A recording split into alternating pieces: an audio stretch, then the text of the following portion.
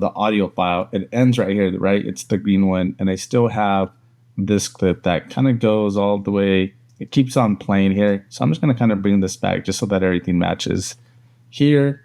Okay, so let's go ahead and render. So let's go to sequence, render into out. Ooh, yeah. Ooh, yeah. Yeah.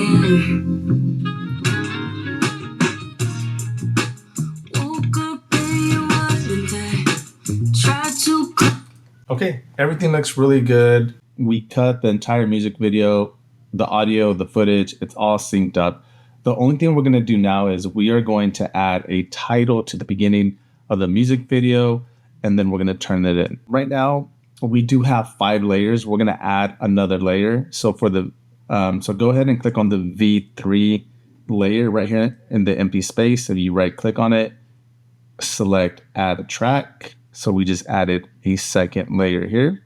So we just added another layer, and we're gonna lock all the layers but the V4 layer. And the reason why we lock everything is because we don't want to accidentally click on a different layer. So everything is locked. We can't really select anything. Everything's locked. So let's go to the very beginning, and we're gonna add a title to this music video. So let's go to Window, Workspace, Captions and Graphics, and you can go to Window, Workspace, Reset to save layout. And this is always going to give us the default workspace. All right, let's select the text tool, and we're going to make a text box. You're going to drag and drop just like this. Now let's title this, Was It Even Real? Press Control A to select it all. Let's change the paragraph setting to center align text. And let's go ahead and put this at the bottom. So we're going to select bottom align text here. And I feel like this is a little bit too low. So with the selection tool, let's go ahead and drag this up a little bit. Maybe like right there.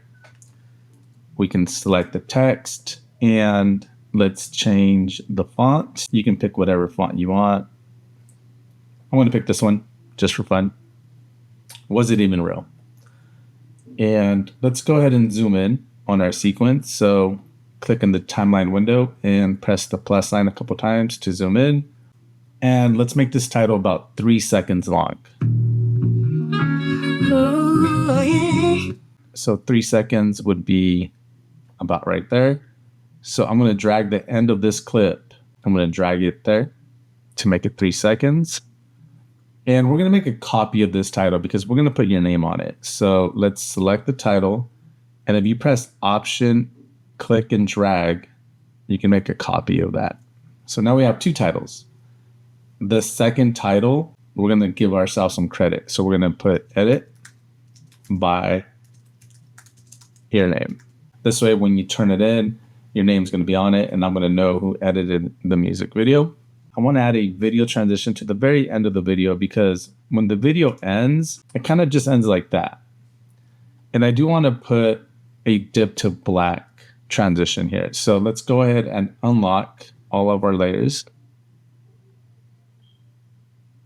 And we're going to go to Window, Effects, and we're going to go to Browse.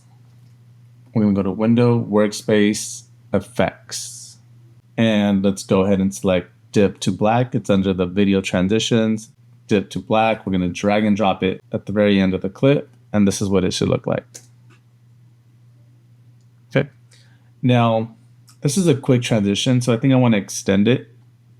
Click on the transition, and then you can just drag the beginning of that transition so that we can make this dip to black a lot longer. So let's go ahead and play the end.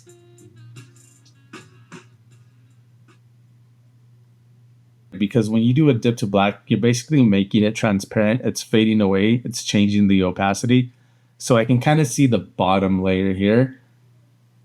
So what I'm going to do is I'm going to click on this bottom layer, and I'm just going to drag this like right here. So that way this doesn't interfere with my transition. So now I can play this. And now I have a smooth dip to black transition. So I'm going to zoom out on my sequence and I'm going to do one last render.